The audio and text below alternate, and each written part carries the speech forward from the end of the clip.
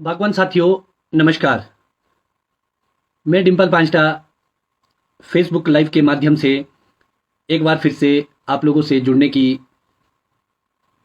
कोशिश कर रहा हूं। फ़ोन में थोड़ी सी प्रॉब्लम की वजह से मैं आप लोगों से थोड़ा लेट जुड़ पाया, इसके लिए मैं क्षमा चाहूँगा। जैसा कि आप सभी लोगों को विदित ही है कि बागवानी की बातों में फेसबुक लाइव से पहले हम लोग ज्ञानवर्धक बात करते हैं। तो आज का जो मैंने विषय चुना है वो है जल संरक्षण, पानी को बचाना। जैसे कि आप सभी लोगों को विदित ही है कि क्लाइमेट चेंज हो रहा है और पानी की बहुत कमी रहती है हमारे सभी क्षेत्र में। तो उसके लिए आप क्या क्या प्रबंध कर सकते हैं। एक तो मुझे यह लगता है कि हम जितने भी लोगों के पास पानी की व्यवस्था है, तो हम लोगों को कहीं ना कहीं छोटे छोटे तालाब, चेक डैम्स और लिफ्ट के थ्रू भी हम पानी का संरक्षण करवा सकते हैं और अपने बागवानी में यूज कर सकते हैं। तो उसके लिए हमारे को सबसे पहले ये सुनिश्चित करना होगा कि इसको सबसे अच्छा काम पंचायत लेवल पे हो सकता है कि आप लोग पंचायत प्रधान से के साथ कोऑर्डिनेट करके नदी नालों में चेक डैम्स का प्रबंधन करें और उसके बाद ड्रिप इरिगेशन की ओर जाए। प्रबंधन के बाद अपने अपने टैंक्स बनाएं।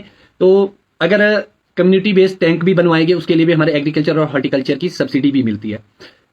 आप लोग जरूर ड्रिप इरिगेशन लगाए, जिनके पास बहुत ज्यादा है तो वो रेन गन्स भी लगा सकते हैं।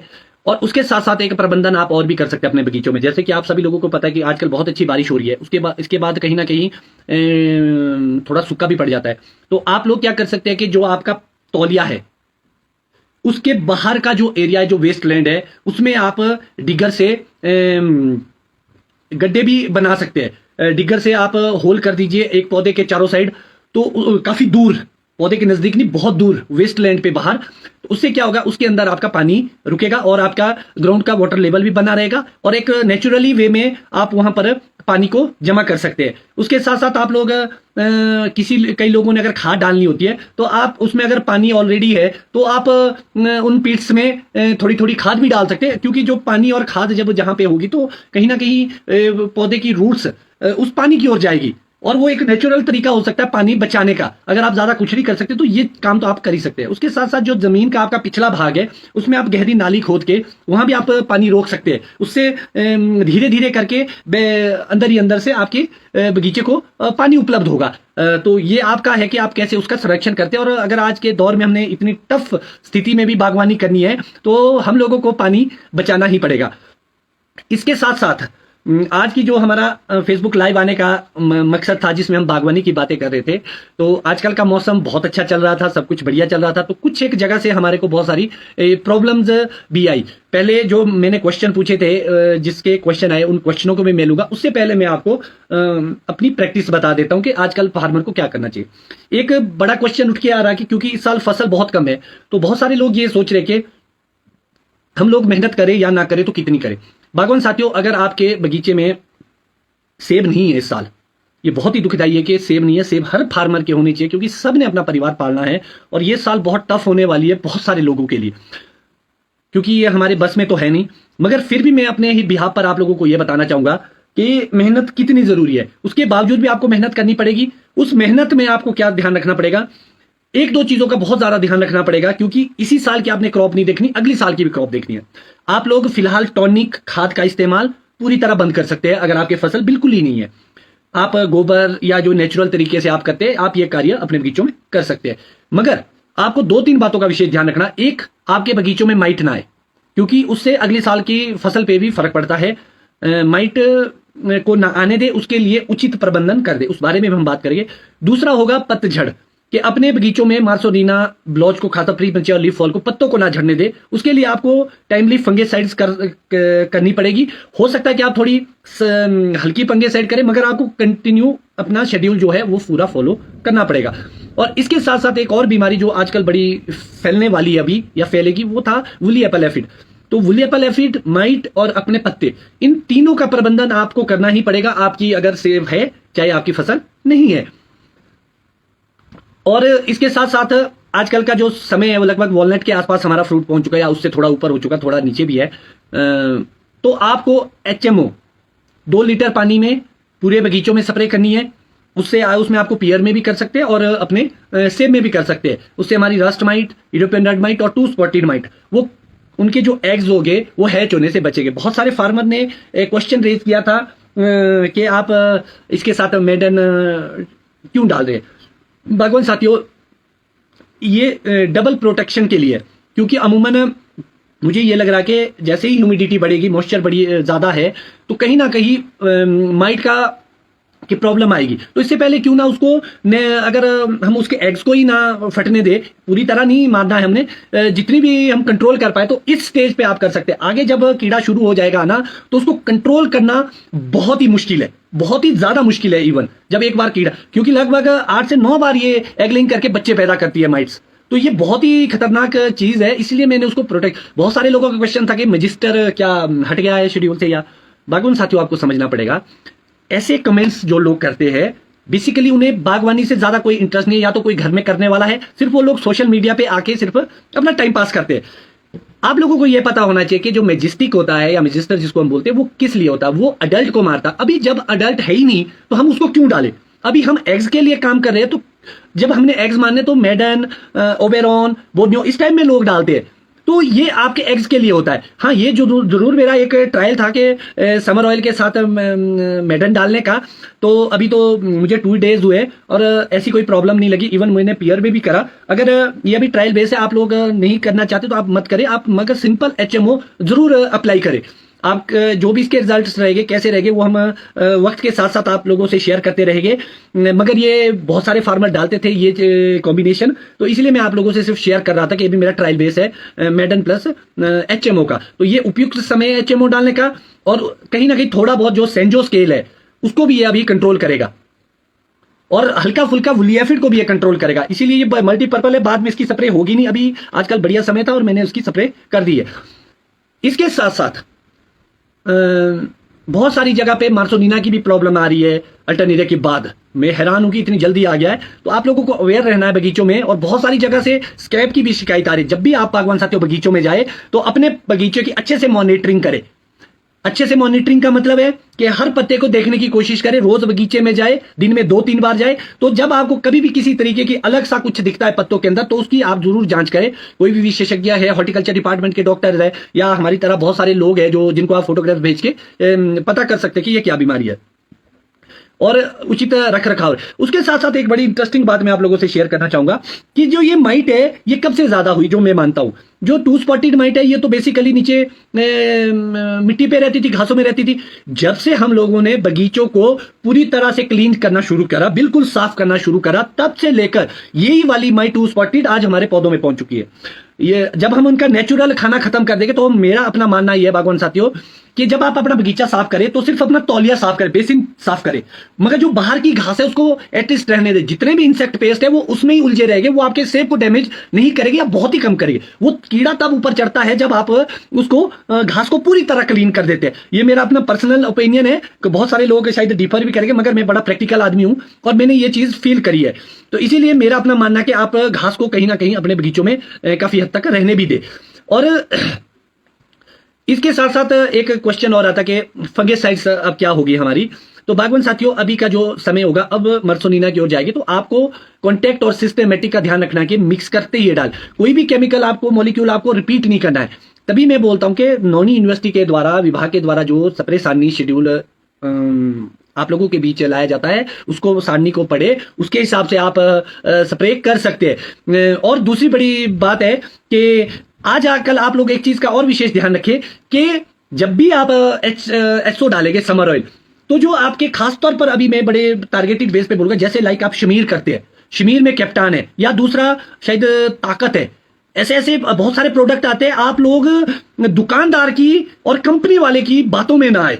मैं आपको फिर से आगाह कर रहा हूं, क्योंकि बहुत सारे फार्मर ने दुकानदार और कंपनी वालों के बहकावे में आके स्प्रे करनी शुरू कर दी, और जिससे बगीचे खराब होने शुरू हो गए, पत्ते खराब होने। बहुत सारे लोगों ने, मैंने पहले भी हमने बहुत नुकसान झेला पियर में प्रॉपर जाइट करके। आजकल सीज माइट आती है, दूसरी माइट जिसमें आपको प्रॉपर जेट या दूसरे वो माइट के लिए आप लोगों से स्प्रे करा रहे, आप लोग बचे इस चीज से। बहुत सारे फार्मर ने, बहुत सारे फोटोग्राफ्स मेरे पास, जिन्होंने अपनी नाशपत्तियां के पत्ते और फ्रूट जला के खत्म कर दी। नाशपत्ती पे बिल्कुल भी एक्सपेरिमेंट ना करें, सिंपल आप समर ऑयल की स्प्रे कर सकते हैं उसमें। इतना ज्यादा, जब आपका फ्रूट काफी बड़ा हो जाएगा उसके बाद अगर आपको लगता है कि रस्ट माइट की प्रॉब्लम है, उसके लिए भी आपको विभाग, रोडू के अंदर तो हमारे पास हॉर्टिकल्चर विभाग जाइए, शोभरा में अपने पत्तों को भेजिए, जरूर अपने पत्तों को भेजिए और टेस्टिंग कीजिए कि आपकी रस्ट माइट कितनी है या माइट्स कितनी है। अगर रिक्वायरमेंट हो तभी आप स्प्रे करें। एसओ एक ऐसी स्प्रे है जो एक्ट से कंट्रोल कर देती है माइट को। तो आपको ध्यान रखना पड़ेगा कि जो कैप्टान बेस है या कॉपर बेस्ड है, ऐसी फंगेसाइड का इस्तेमाल समर ऑयल के साथ बिल्कुल भी ना करें। इसका जो रेजिड्यू इफेक्ट है वो लगभग 1 महीने से ऊपर का है। आप खुद तो इमेजिन कीजिए, 1 महीने तक असर रहता है। फंगेसाइड अपने आप ने कॉपर बेस्ड और कैप्टान की हुई है। अगर उसके आप 1 महीने के अंदर एसओ करते तो आपके पूरे पत्ते झड़ जाएंगे। और अगर आपने आज एसओ किया और उसके 1 महीने तक कम से कम अगर आपने ये फंगेसाइड की, तो आपके पत्ते पूरे फाइटोटॉक्सिटी होकर पीले पड़ के झड़ जाएंगे। तो आपको विशेष ध्यान रखना कि ऐसी गलती आप बिल्कुल भी ना करें एसओ के साथ, खासतौर से। इसके साथ साथ मैंने कुछ क्वेश्चन पूछे थे कि भाई हम आज के क्वेश्चन तो मैं नहीं लूंगा जो लिखे हैं आप लोगों ने, तो कुछ एक ऐसे क्वेश्चन थे जो मैंने परसों पूछे थे। तो उसमें आया है एक क्वेश्चन, जो पहला है अंशुल राणा जी का। पांचटा जी, उत्तराखंड के बागवान हिमाचल से बहुत कुछ सीख सकते हैं अगर सभी बागवान एकजुट हो। यहाँ बागवानी का विषय बहुत उज्जवल है, लेकिन आप जैसे लीडर का अभाव है, अतः बागवानी से संबंधित किसी भी मुद्दे को सरकार की ओर उठाते हुए उत्तराखंड का भी ध्यान रखें। अंशुल राणा जी, सबसे पहले धन्यवाद आपका। जैसे कि आपने बताया कि आपकी सरकार, तो मैं आपको बताना चाहूंगा, अभी आपके जो हॉर्टिकल्चर मिनिस्टर है या कृषि मंत्री है या मुख्यमंत्री जी है, वो काफी सीरियस है बागवानी को लेके। उन्होंने भी मुझे उत्तराखंड आने का न्योता दिया है। मैं कोशिश करूंगा बहुत जल्द इन लोगों से संपर्क करूं और आप लोगों को जो भी हमारी सेवाएं होगी उत्तराखंड वालों को, क्योंकि हमारा लगता हुआ क्षेत्र है, हम चाहते हैं कि सब लोग तरक्की करें, हम आपके साथ इसमें पूर्ण सहयोग करेंगे। और भी हमारे सोर्स है जिनके माध्यम से मैंने आपकी गवर्नमेंट के लिए सुझाव भेजे। उम्मीद है कि आपकी सरकार इसको करेगी। राकेश के राजनीति ने पूछा था कि मैंने इस वर्ष कंधारी अनार के पौधे नोनी यूनिवर्सिटी से लिए थे जो 5000 फीट की ऊंचाई पर है। मेरा एक बगीचा है, मुझे संदेह है कि गलत पौधे नोनी बागवानी से दिए, आप बोर्ड ऑफ मैनेजमेंट के सदस्य। तो मैं राकेश राज जी आपको बताना चाहूंगा, इस संबंध में मैंने फ्रूट साइंस के हेड को डीपी शर्मा जी को आपकी बात बता दी है। नॉन यूनिवर्सिटी के वाइस चांसलर साहब को मैंने आपकी बात से अवगत करा दिया है। डायरेक्टर रिसर्च से मैंने आपके इस बात को रखा हुआ है। जैसे ही उनसे कोई जवाब आता है तो जरूर मैं आपसे साझा करूंगा। रिंगजिन मलिंग जी का किन्नौर से एक क्वेश्चन है कि मेरे पौधे में पत्ता बहुत लेट आता है और पत्ता बहुत छोटे आकार का निकलता है, इसका समाधान हो सकता है सर? बिल्कुल सर, इसका समाधान हो सकता है। सबसे पहले तो आप अपने रूट जोन को चेक करिए कि अगर पत्ता छोटा आ रहा है कि आपकी जड़ें स्वस्थ है, कहीं आपके रूट रॉट या कॉलर रॉट की प्रॉब्लम आने वाली शुरू तो नहीं है। अगर आपकी जड़ें स्वस्थ है तो उसके बावजूद एक और अगर ऐसी प्रॉब्लम फिर भी आती है, लेट आता है, तो इसका मतलब आपके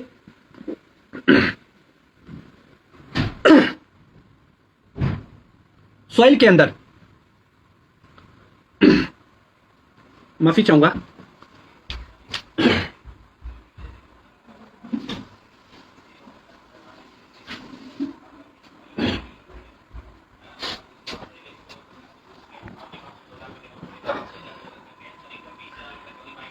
मलिंग जी,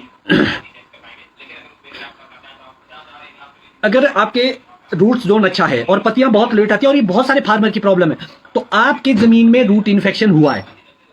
ये आपको शायद आसानी से कोई डॉक्टर भी नहीं पकड़ पाएगा, मगर बहुत सारे फार्मर की मैंने ये प्रॉब्लम को सॉल्व किया है। इसीलिए आपको एक बार देखना होगा और उसके बाद अगर आपको प्रॉब्लम लगती है तो आप मुझसे शेयर करिए। जिन भी बागवान साथियों के पत्ते लेट आते हैं, और इसमें मैंने बहुत सारे क्वेश्चन ऐसे भी देखे, टॉप वाले पत्तों की बात करें उसको भी मैं लूंगा। अगर आपके बहुत लेट आती है, दूसरों से लगभग 20 दिन बाद पत्तियां आती है या 1 महीना भी लेट आती है कई लोगों के, तो आपके डेफिनेटली 99% तक रूट इन्फेक्शन है। तो अगर मैंने जो इसका समाधान करवाया था बहुत सारे फार्मर से, जो मैं आपसे शेयर करूंगा, पहले भी मैं शेयर कर चुका हूं। आप सॉइल में कॉपर बेस्ड कोई भी फंगेसाइड प्लस एंटीबायोटिक बायोमाइसिन उसकी ड्रेंचिंग करें। एक ड्रेंचिंग आप अभी दे सकते हैं, सेकंड ड्रेंचिंग आप सर्दी में दे सकते हैं। अगर आपके रूट इन्फेक्शन होगा तो वो काफी हद तक कंट्रोल होगा। जब भी आप ये एप्लीकेशन करें उसके 15 दिन के बाद इसको एक बार फिर से रिपीट करें। लव किशोर कुलटू जी का क्वेश्चन है, भाई जी ये रस्टिंग तो नहीं, अगर ये है तो ट्रीटमेंट फ्रूट्स भेजे हैं मुझे, अगर मैं इसमें आपको दिखेगी नहीं, फ्रूट्स भेजे हैं रस्टिंग वाले, बिल्कुल ये रस्टिंग है और अब ये कंट्रोल नहीं होती है। इसमें आपकी फाइटोटॉक्सिटी मुझे ज्यादा लग रही है, कहीं ना कहीं आपने गलत स्प्रे करी जिसकी वजह से फ्रूट इंजरी हुई है। ज्यादातर जो रस्टिंग आती है वो मैन मेड होती है। अगर आप गलत मिक्सचर करेंगे, जो ट्राइड एंड टेस्टेड, कभी भी आप कोई मिक्सचर करना चाहते हैं ट्राई, तो आप उसको पहले एटलीस्ट ट्रायल कर दे अपने एक आधे टहने में, अगर वो पास होता है तो उसी के बाद आप स्प्रे करें। ये मैन मेड मुझे लग रहा है। अब इसको आप ज्यादा कंट्रोल नहीं कर सकते। आप कैल्शियम और बोरॉन की बीच बीच में स्प्रे जो भी आपके शेड्यूल में हर स्प्रे में डालते रहे तो थोड़ी बहुत कंट्रोल हो सकती है। अब तो बहुत इंजरी हो चुकी है। शमशेर सिंह काय जी का है कि हमारी प्रदेश सरकार के मंत्री सीपीएस और बागवानी विभाग की टीम ऑस्ट्रेलिया दौरे पर बागवानी विजन के लिए गई थी। उनके दौरे से बागवानी को क्या फायदा होगा? क्या प्रोजेक्ट उन्होंने बागवानी के लिए हिमाचल के मध्य में लाए हैं?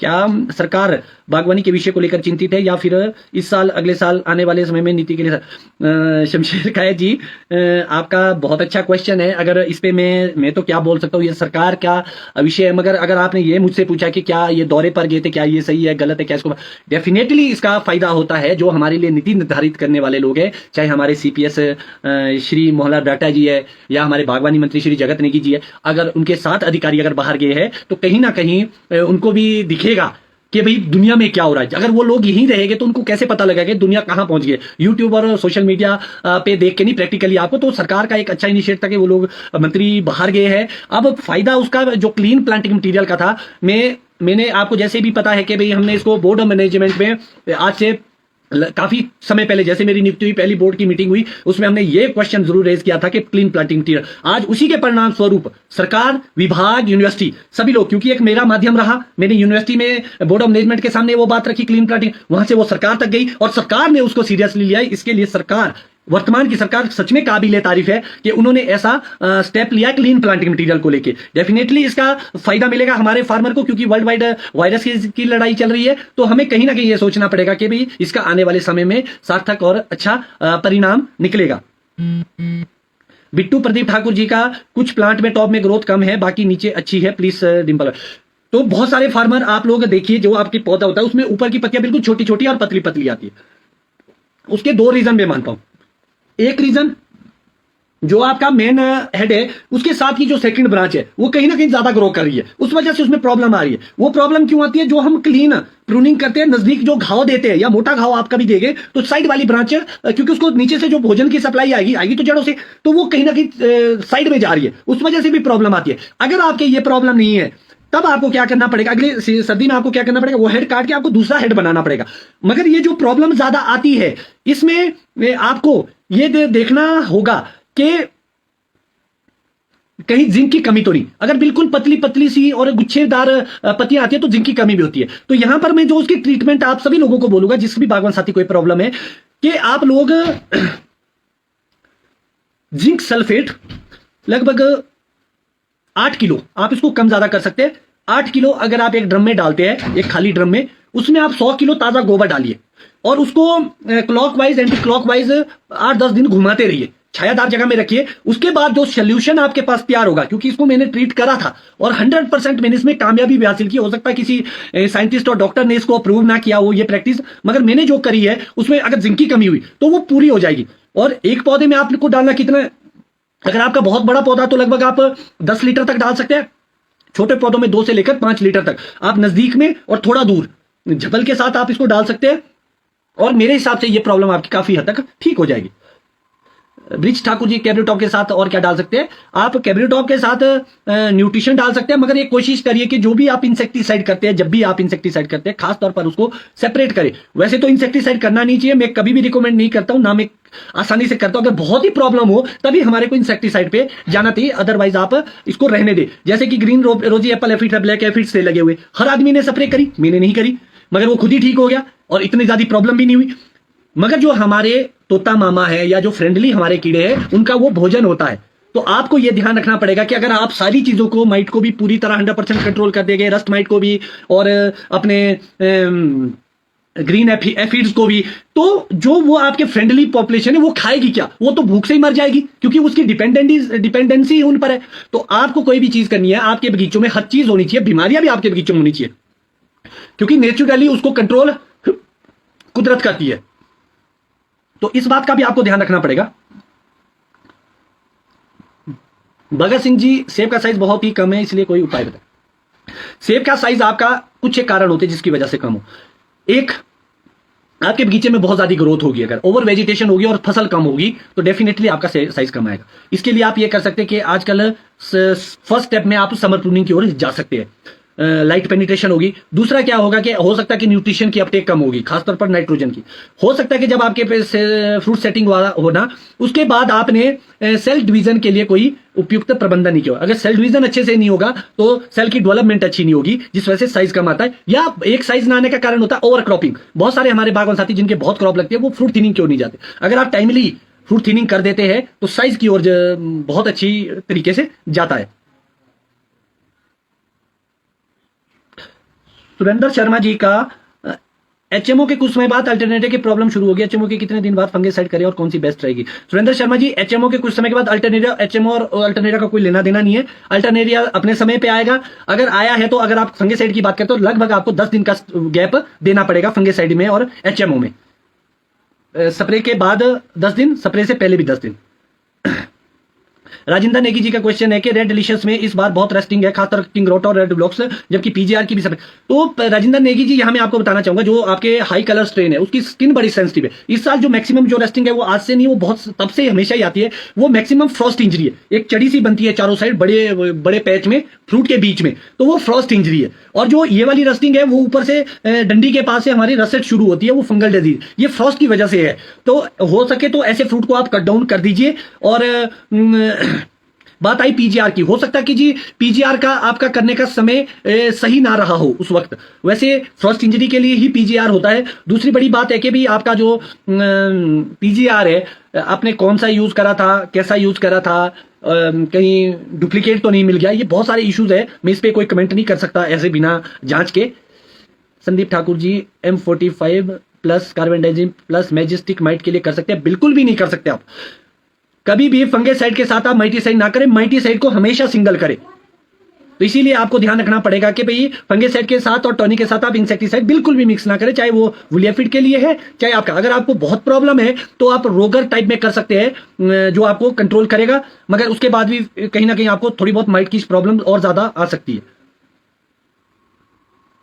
मुकेश जी का, मियान जी का क्वेश्चन था कि रस्टिंग बहुत आ रही है, उसको कंट्रोल कैसे करें? ये बहुत पहले कंट्रोल होती है, अब ये कंट्रोल नहीं होती है। अगर अभी भी आपको कंट्रोल करनी है तो आपको केमिकल मिक्सिंग से बचना पड़ेगा। ऐसे केमिकल जो कंपेटेबल नहीं है एक दूसरे के साथ, उसको स्प्रे से आपको बचना पड़ेगा। मैक्सिमम रस्टिंग की प्रॉब्लम अक्षय नेगी जी का है, आदित्य वर्मा आदि का है, तो इसका मैं आपको जवाब दे चुका हूं।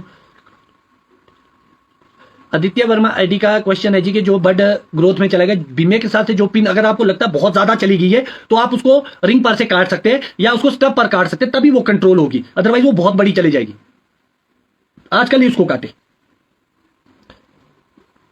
जाजरू बॉबी जी, आपकी भी रस्टिंग की बात थी, वो मैंने क्लियर कर दी। ठाकुर देवी चंद का भी क्वेश्चन था, वो भी मैंने ले लिया। अभी शेख कंवर जी का क्वेश्चन है कि ट्राइकोडर्मा और सोडोमोनास कैसे बनाए?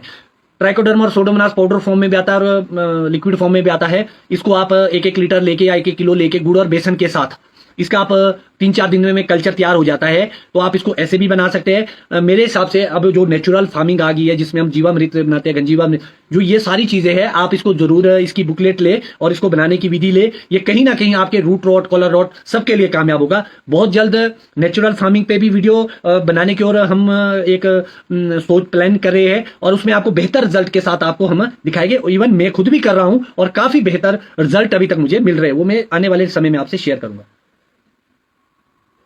ठाकुर महेश्वर सिंह जी, वैसे तो स्केल का जो प्रॉब्लम थी वो आपको विंटर में करनी थी, आजकल तो इसकी कॉलोनी और मल्टीप्लाई होती है, तो आजकल आप एसओ डाल सकते हैं, ज्यादा तो आप कुछ नहीं करते, मगर सर्दी में आप इसकी कंट्रोलिंग की ओर ज्यादा जा सकते हैं। जैसे भूषण ब्राह्मटा जी का क्वेश्चन है कि एग्जैक्ट टाइम क्या है एचएमओ का 8000 फीट में, can we mix insecticide with it, orchard is covered with hail nets. खास तौर पर भूषण ब्राह्मटा जी, खास तौर पर ऐसे लोग जिनकी नेट्स लगी है वहां माइट बहुत ज्यादा आती है और वुलिया पलेफ्टी बहुत ज्यादा लगता है, क्योंकि बाहर के टेम्परेचर अंदर और ज्यादा क्रिएट करता है, लाइट की प्रॉब्लम रहती है। तो आपको एसओ डाल सकते हैं। अभी बात आई कि 8,000 फीट पे, तो अभी आप इंतजार करिए। लगभग वॉलनट और छोटा और बड़े वॉलनट के आसपास आप इसकी स्प्रे करेंगे तो आपके लिए ज्यादा फायदेमंद रहेगा। इंसेक्टिसाइड को मिक्स करने की कोई जरूरत नहीं है, इसमें ऑलरेडी इंसेक्टिसाइड, ये खुद भी इंसेक्टिसाइड है, ये दम घोट के मारता है, इसमें आपको एक्स्ट्रा खर्चा करने की कोई आवश्यकता नहीं है।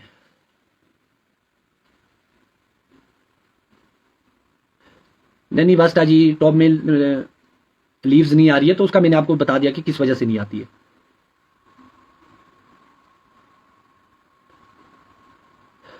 नवीन डोगरा जी का क्या सिस्टमेटिक फंगिसाइड ज्यादा करने से कलर में दिक्कत आती है? नवीन डोगरा जी, ऐसा होता नहीं है बेसिकली।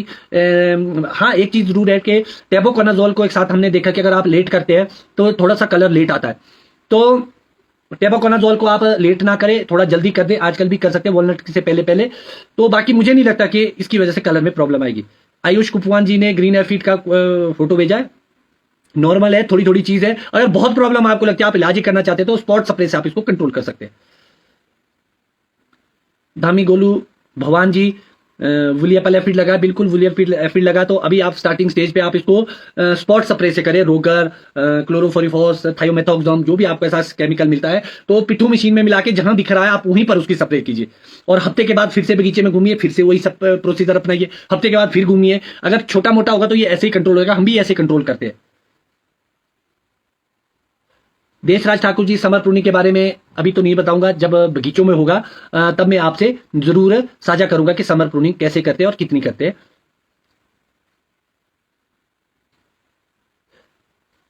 आशु ठाकुर जी, सॉइल में पोटाश की एप्लीकेशन, मुझे नहीं लगता आशु ठाकुर जी अभी इतनी जरूरत है। अभी खास तौर पे अगर आप लोग डालना ही चाहते हैं तो सेब तोड़ने से लगभग, अगर आप एसओपी डालना चाहते हैं तो लगभग 25 दिन पहले आप डाल सकते हैं। अगर आप एमओपी म्यूरेट ऑफ पोटाश डालना चाहते हैं तो लगभग आपको 40 से 45 दिन पहले आपको सेब तोड़ने से पहले आप डाल सकते हैं पोटाश। वैसे सुपर और पोटाश एक्सेस है हम सभी की सॉइल में, एक बार जांच कर ले और चेक कर ले कि कितनी है। हंसराज शर्मा जी का सेम क्वेश्चन है कि भाई ग्रोथ नहीं थी, तो ग्रोथ सिर्फ 1 से 2 इंच है, बाकी ब्रांच अच्छी ग्रोथ है। ये मैंने आपसे पहले भी साझा किया कि भाई लीडर में क्या प्रॉब्लम आ रही है। राजपूत हैरी ठाकुर जी, रस्टिंग बहुत आ रही है, इसके लिए आपको मैन मेड रस्टिंग ज्यादा है, आपको केमिकल कंपोजिशन देखनी पड़ेगी। सॉइल की टेस्टिंग कीजिए एक बार। अभी 15 जून से 15 जुलाई तक, एक महत्वपूर्ण बात मैं आपको, 15 जून से 15 जुलाई के आसपास आप अपने पत्तों को जांच के लिए भेजिए, उसमें न्यूट्रिशन वैल्यू चेक कीजिए। उसके बाद जब सॉइल टेस्टिंग होगी, उसके बाद आगे का आपका शेड्यूल बन पाएगा।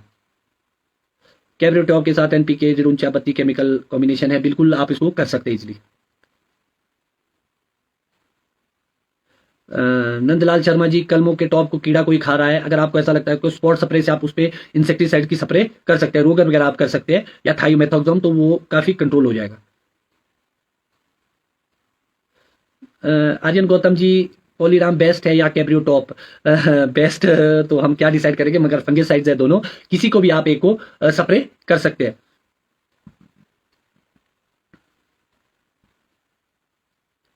शर्मा दीप, मैंने मसाजर का क्वेश्चन है कि एचएमओ का ठीक टाइम होगा, वो मैंने आपको बता दिया कि वॉलनट से पहले पहले आप इसको कर सकते हैं 2 लीटर। बहुत सारे लोगों ने, रितेश केरो जी ने वुलियाफिड का भेजा, तो आप इसको सपोर्ट स्प्रे से यहीं पर कंट्रोल कर सकते हैं। राजपूत हैरी ठाकुर ने फ्रॉस्ट इंजरी के बारे में फोटोग्राफ्स भेजा है, तो ये फ्रॉस्ट इंजरी है ब्रदर, उसके बारे में हम पहले बात करें। पाउडरी मिल्ड्यू को कैसे कंट्रोल, काका कंवर जी, पाउडरी मिल्ड्यू इस वक्त कंट्रोल करना बहुत टफ है, तभी हमने आपको बताया कि इसको सर्दी में आप कंट्रोल कर सकते हैं। अब तो आप जो भी फंगिसाइड डाल रहे हैं उसी से कंट्रोल होगा।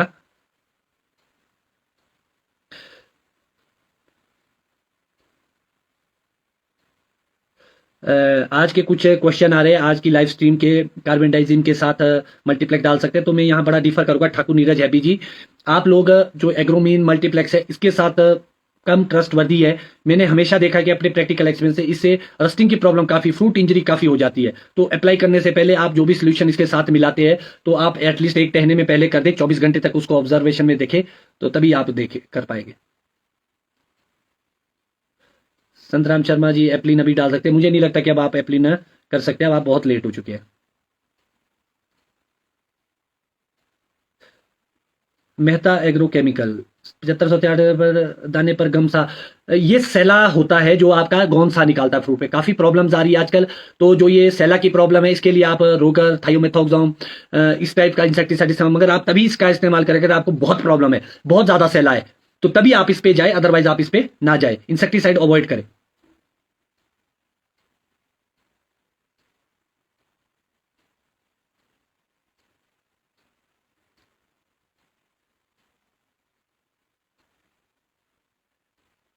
प्रताप ठाकुर जी, प्रताप चौहान जी, आजकल अवतार डाल सकते हैं? बिल्कुल सर, आप अवतार डाल सकते हैं आजकल। राहुल रांटा जी, बोरोन की स्प्रे, कैल्शियम स्प्रे कर सकते हैं? बिल्कुल, आप इसको तो आप हर स्प्रे में कर सकते हैं, 4-5 स्प्रे तो जरूर करें।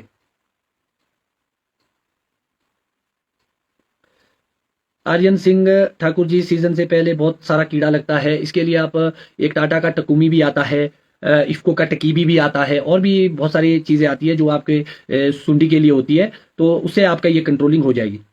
अगर बहुत ज्यादा प्रॉब्लम है तभी करें। डोडिन की स्प्रे आजकल डाल सकते हैं? बिल्कुल आप डाल सकते हैं डोडिन की स्प्रे, मगर उसके साथ किसी तरह की मिक्सिंग ना करें।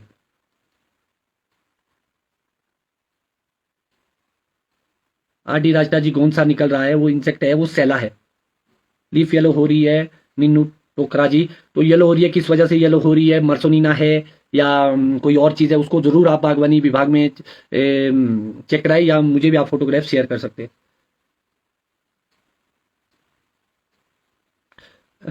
विकलाल खिंटा जी, कार्बेंडाइजिम और मैनकोजेब के साथ अमेज एक्सल, बिल्कुल सर, आप अमेज एक्सल तो ऑर्गेनिक प्रोडक्ट है, आप किसी के साथ भी इसको मिक्स कर सकते हैं और इसके बहुत अच्छे रिजल्ट है।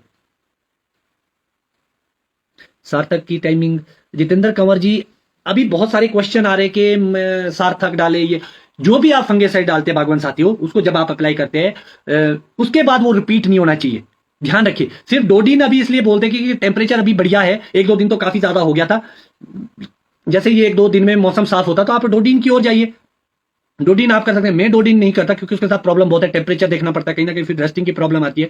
तो जो सल्फर बेस्ड है उसके लिए मैं हमने पहले ही सल्फर पहले ही डाल दिया था ग्रीन टी पे, इसीलिए हम डोडिन को अभी नहीं डालते हैं।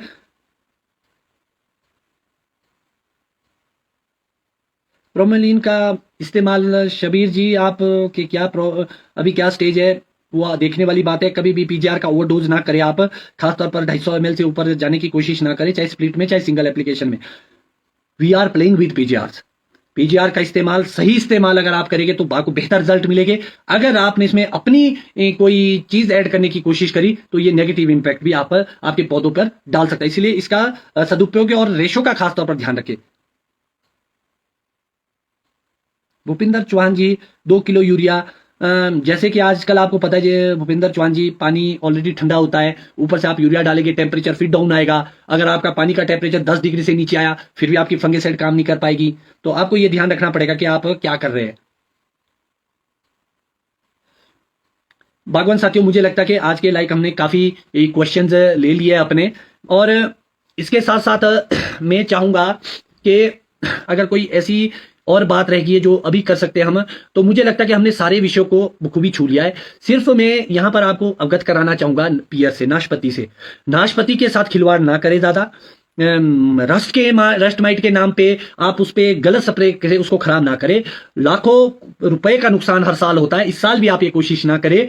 जब भी आप पियर में स्प्रे करें तो एटलीस्ट पहले उसकी जानकारी हासिल कर लें। अभी तक ऐसा कोई स्प्रे का शेड्यूल नहीं है पियर के लिए। मैंने नॉनी यूनिवर्सिटी में रिसर्च काउंसलिंग में ये मुद्दा उठाया, बोर्ड ऑफ मैनेजमेंट में, कि जो हमारे स्टोन फ्रूट है या ये पियर है, इसके लिए अभी तक स्प्रे सारनी नहीं है। तो हमारी यूनिवर्सिटी इस दिशा में काम कर रही है और बहुत जल्द हम सबके सामूहिक प्रयासों से हम लोग सुनिश्चित तौर से इसके लिए एक स्प्रे सारनी लाने की कोशिश करेंगे, जिससे हर फार्मर का फायदा होगा। मगर फिर से मैं आपको अवगत कराना चाहूंगा, इसके बाद जो ड्रॉट पड़ेगा या बारिश लेट आएगी, उसके लिए आपको ध्यान रखना है कि अभी से आपको इंतजाम करने हैं, पानी को बचाना है। आप उसको छोटे छोटे छेद बना के अपने तौली, जिसके पास बहुत कुछ नहीं है एटलीस्ट वो ये काम तो कर ही सकता है, आप झबल से बनाइए, चाहे डिगर से जो गड्ढे बनाने के उसमें छोटी सी बीट लगाइए, बिल्कुल इतनी पतली सी, और उससे आप होल कर सकते हैं पौधे के चारों साइड, बहुत दूर वेस्ट लैंड पे बाहर, तो उसमें पानी जमा हो सकता है। अगर आपके पास फिर भी उसमें पानी नहीं होगा तो आप बाद में इरिगेशन के रूप में वहां पाइप से भी पानी डाल सकते हैं किसी तरीके से। तो बागवान साथियों, बहुत सारे ऐसे क्वेश्चन आते हैं। ब्लैक एप्पल एफिड का भी अभी आ रहा है, मैंने आपको बताया कि इतना घबराने की जरूरत नहीं होती है। ब्लैक एफिड को रहने दीजिए थोड़ा बहुत सबके लिए, इसको खुद ही ये कंट्रोल हो जाता है। हमने भी कोई स्प्रे नहीं की, खुद ही खत्म हो गया अब। और दूसरा क्वेश्चन आ रहा है कि भाई भूपिंदर चौहान जी, बिल्कुल भी आप ऐसा कोशिश क्या चाह रहे हैं आप promoting amaze excel to poor farmer? Strange, how strange. Bhupinder Chauhan ji, at least आपसे मैं ऐसे क्वेश्चन की उम्मीद नहीं रखता था। जब आपने ये क्वेश्चन पूछा ही है सोशल मीडिया के लाइव सेशन में, तो मैं इसका जरूर जवाब दूंगा। आपको लगता है कि भाई अमेज एक्सेल में ऐसा क्या है, मैं आपको बताना चाहूंगा। एक बार किसी भी प्रोडक्ट के बारे में आप करते हैं तो एटलीस्ट उसके डेप्थ में जाइए। वो क्या प्रोडक्ट है, कहाँ का प्रोडक्ट है, उसके अंदर एस्कोफाइलम नोडोसम, आपने तो शायद नाम भी पहली बार सुना होगा कि समुद्री घास है ये, और ये नॉर्वे से आता है। और दूसरी बात आती है कि सीवीड, बहुत सारे ऐसे सीवीड मार्केट में अवेलेबल है, मगर अभी तक ट्रस्ट वर्दी। हम ट्रस्ट किस पर कर सकते हैं? हम ट्रस्ट उस पर कर सकते हैं जो नॉन यूनिवर्सिटी द्वारा प्रमाणित हो।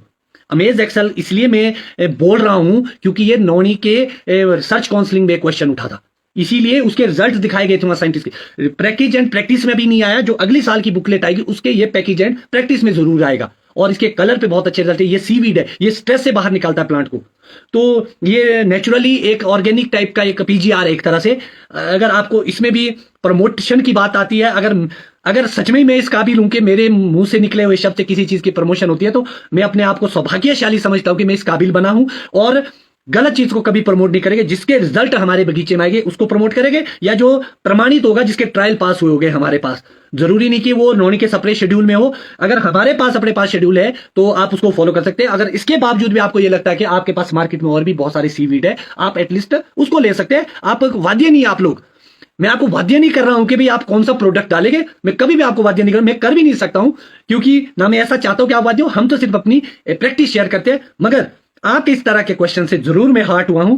कोई बात नहीं, हर चीज सहनी भी पड़ेगी। जब हम इतना ओपनली आएंगे सोशल मीडिया पे, लोगों को जागरूक करेंगे, तो ये चीजें तो हमारी झेलनी पड़ेगी। थैंक यू आपका।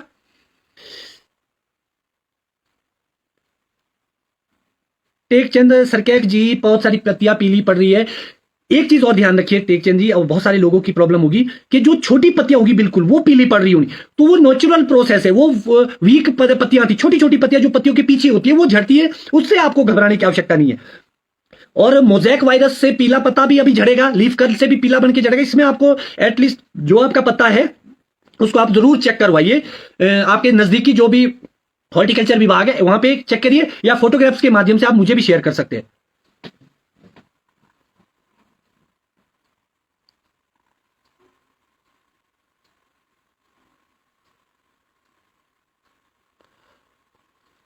तिलक नेगी जी, ऑयल के साथ कुछ भी नहीं पड़ता है, सिर्फ इंसेक्टिसाइड पड़ता है। बाकी कोई भी चीज उसके साथ, ना आपके टॉनिक पड़ेगा ना उसकी फंगिसाइड पड़ेगी, क्योंकि नेचुरल सी बात है, ऑयल के साथ कुछ भी डालेगा वो मिक्सिंग कैसे होगा? उसके ऊपर जो छोटे छोटे पार्टिकल्स होंगे उसके ऊपर वो लेयर बना देगा। तो आपको ये ध्यान रखना पड़ेगा। राजपूत केश चौहान जी, ट्री की ग्रोथ के लिए आपको नाइट्रोजन अप्लाई कर सकते हैं आप सॉइल के माध्यम से और स्प्रे के माध्यम से भी, अगर छोटे पौधों में प्रॉब्लम है। अगर प्रॉब्लम बड़े पौधों में तो कहीं ना कहीं रूट की प्रॉब्लम है। इस साल तो ऑलरेडी बहुत अच्छी वेजिटेशन है। तो बागवान साथियों, मुझे लगता है कि आज का समय हो चुका है, काफी समय हमने ले लिया है। अगली बार नई लाइव को लेके, नई बागवानी की बातों को लेके आप लोगों के बीच फिर से उपस्थित होंगे और कुछ नया सीखेंगे बागवानी में, और नई बातें होगी। ऐसे ही ये इंडस्ट्री ग्रो कर रही है। मगर यहां पर आप सभी लोगों को एक चीज मैं बताना चाहूंगा कि जो भी किसान होता है उसकी फसल स्थायी नहीं होती है, उसकी इनकम स्थायी नहीं हो सकती है। वो कहीं ना कहीं फ्लक्चुएट करती है, कभी फसल होगी, कभी वो। आज भी कई जगह ओला, खदराला से नीचे समरकोट वैली में बहुत ओला आया, और इससे पहले भी ओलों से बहुत नुकसान हुआ है। क्लाइमेट चेंज है, बहुत सारी प्रॉब्लम आती है। तो हम सब लोगों को ये देखना पड़ेगा कि जो भी किसान होता है उसके साथ हमेशा ही ऐसी घटनाएं होती है। तो इसीलिए हमारे को तैयार रहना पड़ेगा सेकंड ऑप्शन के साथ। आपके पास सेकंड ऑप्शन होना चाहिए। अब मुझे ये लगता है कि ऑर्चर्ड टूरिज्म की ओर हम लोगों का कोई और इसके साथ उद्योग, एक ऐसी इंडस्ट्री को हम चुन सकते हैं जिसके साथ मिलके हम बहुत सारे काम कर सकते हैं। कोऑपरेटिव सिस्टम में, आप एफपीओ सिस्टम में जुड़ के, तो हमारे को देखना पड़ेगा कि इनकम के सोर्स दूसरे भी जनरेट करने पड़ेंगे। कैसे हम इनकम अपनी बढ़ा सकते हैं? अगर सेव नहीं हुआ तो दूसरा कौन सा ऑप्शन है हमारे पास, तीसरा कौन सा ऑप्शन है? याद होगा कि आजकल आप देखेंगे कि प्रदेश सरकार भांग की खेती को प्रमोट करी और उसको लीगलाइज, तो आपको शायद बागवानों के इसमें बहुत सारे कम ऐसे लोग थे जो उसके पक्षधर थे। मैं भी उसका पक्षधर हूं, क्योंकि एटलीस्ट वो एक सिस्टम के तहत होता है। उसको ऐसे आप पेश नहीं कर सकते कि उसे लोग नशेड़ी हो जाएंगे या नशे का कारोबार होगा। एक कॉन्ट्रैक्ट फार्मिंग टाइप में होगी, आप उसको पैदा करेंगे, एक सरकारी सिस्टम होगा, कानून होगा, और जब आपको इनकम लगती है किसी भी चीज से तो डेफिनेटली वो बेहतरी की ओर जाता है। एक सेकंड ऑप्शन देने की ओर है सरकार का ये कदम। मैं इस कदम के साथ, सरकार के साथ हूं। कोई भी चीज हो फार्मर के लिए एटलीस्ट कोई तो कुछ करे, तो हमें वो देखना पड़ेगा। सेकंड ऑप्शन आपको भी ढूंढना पड़ेगा कि टूरिज्म की ओर जाए, और टूरिज्म को कैसे बढ़ावा दिए, ये तो सारा सरकार का काम है। बहुत जल्द नई विजन के साथ, नई बातों के साथ आप लोगों से फिर से रूबरू होगा, हो जाएगा। तब तक धन्यवाद। जय हिंद, जय हिमाचल।